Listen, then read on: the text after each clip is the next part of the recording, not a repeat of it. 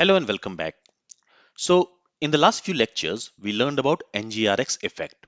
Now, if you are a beginner, understanding NgRx effect can be a little bit difficult. But if you use NgRx effect few times, you will get used to it and then the concepts will start becoming more clear. Now, some of you might still have this doubt when to use NgRx effect and when to use reducer. Why can't we write the logic in the reducer function itself instead of using NgRx effect? So in this lecture, I will try to answer these questions and I'll also show you what will happen if an action is getting handled in both effect and the reducer. So let's say an action gets dispatched, and for that dispatched action, we are handling it both in NgRx effect and in reducer. So how that dispatched action will be handled. Now remember, to dispatch an action from a component or a service, we use dispatch method on store. When the action is dispatched, it can be handled by a reducer or an effect. Remember that when an action is processed by a reducer, it processes it synchronously. So all the registered reducers receives the dispatched action immediately. Reducers are pure functions that takes the current state and the action. So whenever an action is dispatched, the reducer function is going to receive the current state and the payload which has been dispatched with that action, and reducer synchronously returns a new immutable state. We already know this from our previous lectures. A reducer returns a new state. It does not modify the existing state and it executes synchronously. Now, the primary responsibility of reducer is to update the application state. They should not perform any side effects like API calls, logging, etc.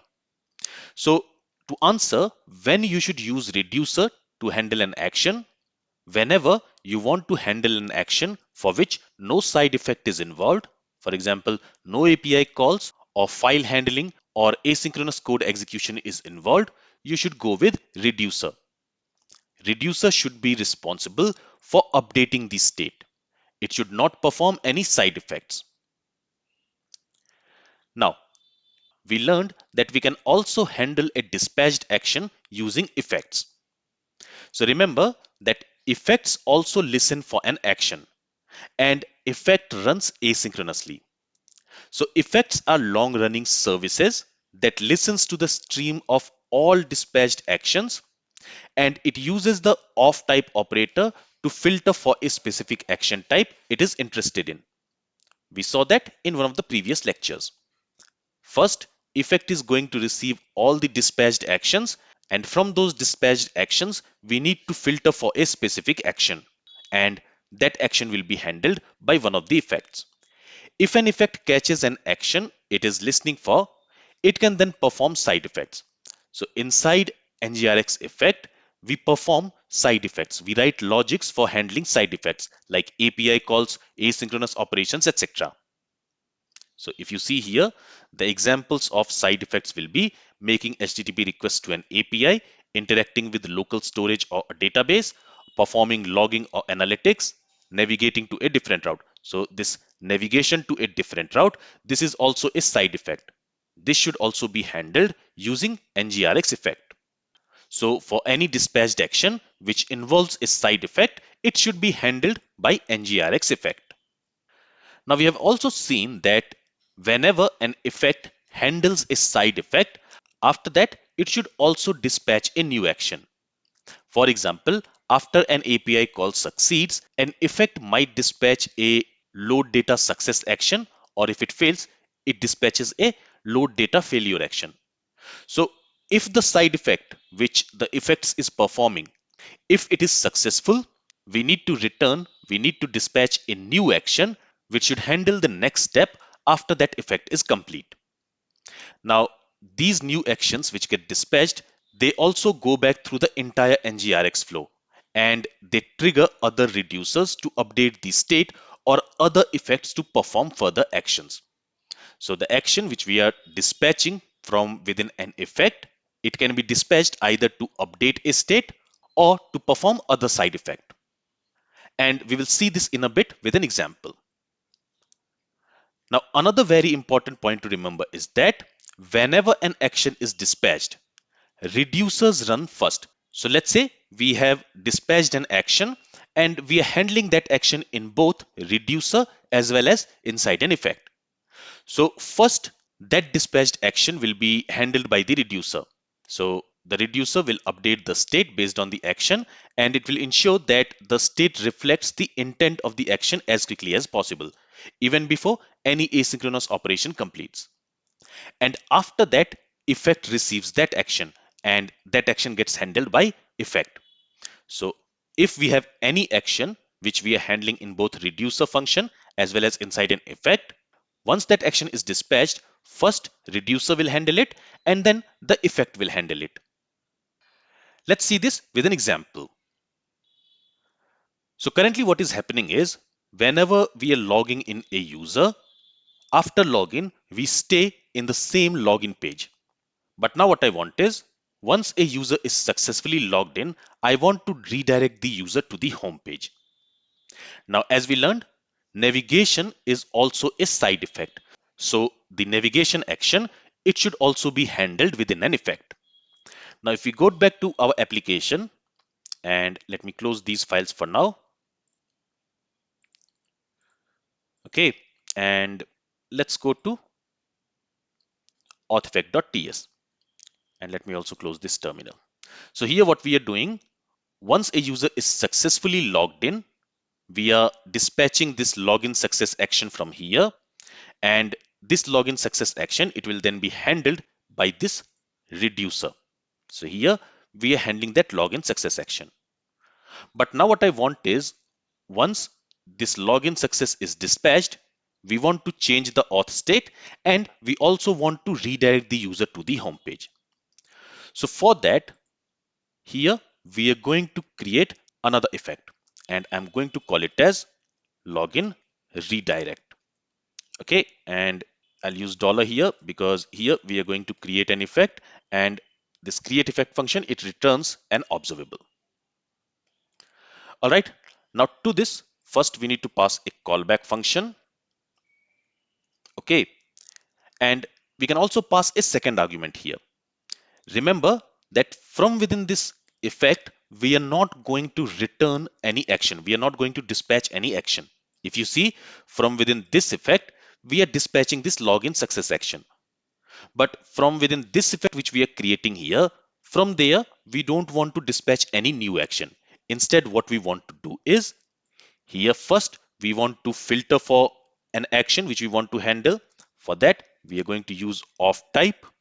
And here I'll specify that here we want to handle login success action. Okay, so you see, we are handling this login success action in the reducer. Here we are handling it, and now we are also trying to handle it in the effect. Now here, once we have filtered the action which we want to handle using the effect, we are going to use map or tap because here we want to tap into that action. So here, again, we need to pass a callback function, and this callback function is going to receive the payload. So we are going to specify action here. This action is going to receive the payload. And from here, all we are going to do is we are going to redirect the user to the home page. And for that, in here, we will also have to specify router. So here I'm going to create a private property. I'll call it as router and it should be of type router. And we need to import this router from Angular/router. So here to redirect the user, we are going to say this dot router dot navigate, and let's specify the path to which we want to navigate the user. So I want to navigate the user to home page. And from here, let's also use this return keyword because from here we are going to return an observable, right? And we also need to import this tab, and we need to import this tab from RxJS operators. Okay, so that error is gone. Now you notice here that from here we are not returning, we are not dispatching any action like we are doing here. From here, we are dispatching an action using this return keyword. But from within this effect, we are not dispatching any action. If I save the changes and let's go to the terminal, you will see that here we have an error.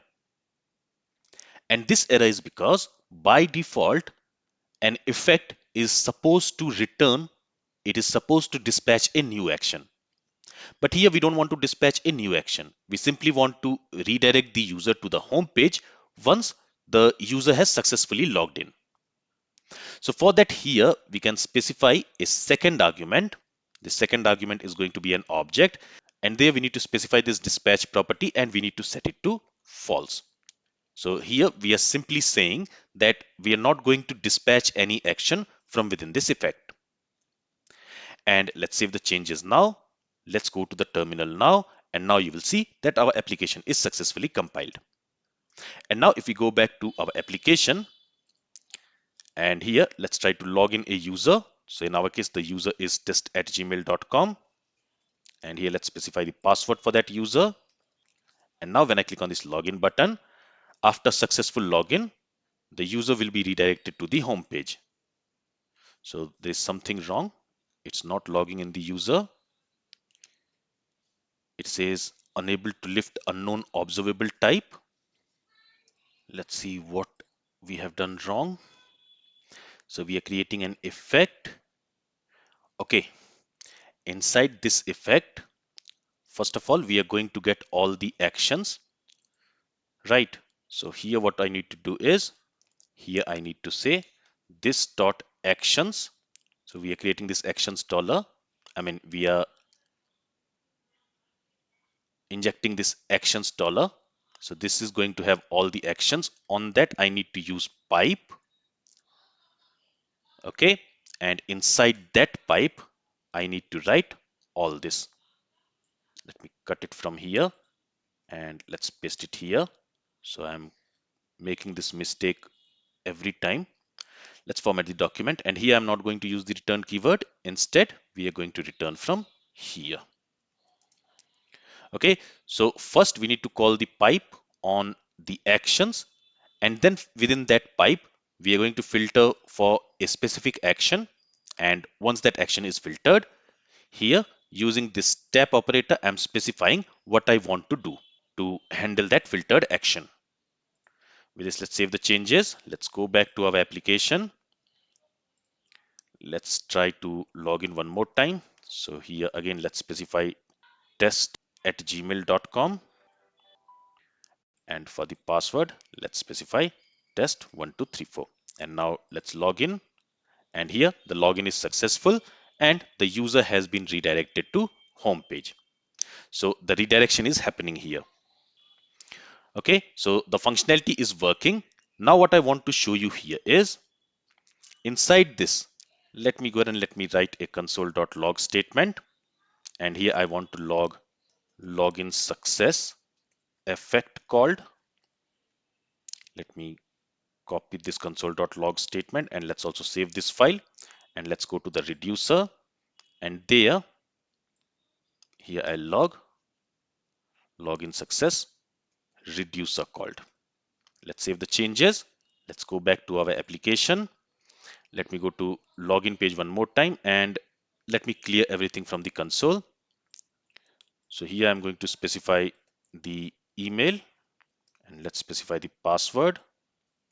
And when I click on this login, you will see it says login reducer called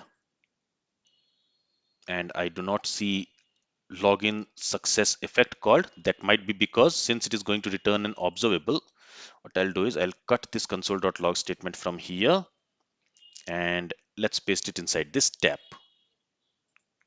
Let's try to test it now. Let's clear everything. Let's go to login. Here again, let's specify the email, which is test@gmail.com and password, which is test1234. And now when I click on this login button, you see, first the reducer is getting called and then only the effect is getting called. Okay, so for a single action, in this case for this login success action, we can handle it both in reducer and using an effect. And in such cases, reducer gets called first and then the effect is executed. And another point which you need to remember is reducer is executed synchronously and effects are executed asynchronously. All right, so let me remove this console.log statement from here. Let's save the changes.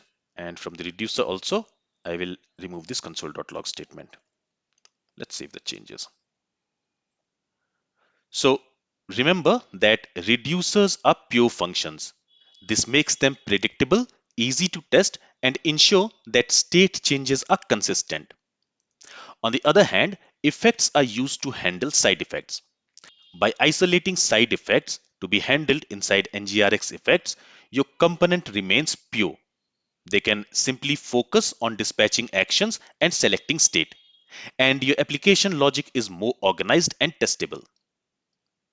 And this predictable flow makes it easier to understand how changes propagate through your application, and it simplifies debugging. In summary, NgRx doesn't choose between a reducer and an effect for a single action. Instead, every dispatched action potentially triggers both, but they play distinct and complementary roles in managing your application states and side effects. Reducer is used to manage your application state, and NgRx effect is used to handle any side effects in your application. And from this lecture, I hope that now you have a clear understanding of when to use reducer and when to use effect for handling a dispatched action, and also what type of logic should go inside a reducer function and what logic should be executed inside an effect. This is all from this lecture. If you have any questions from this lecture, then feel free to ask it. Thank you for listening and have a great day.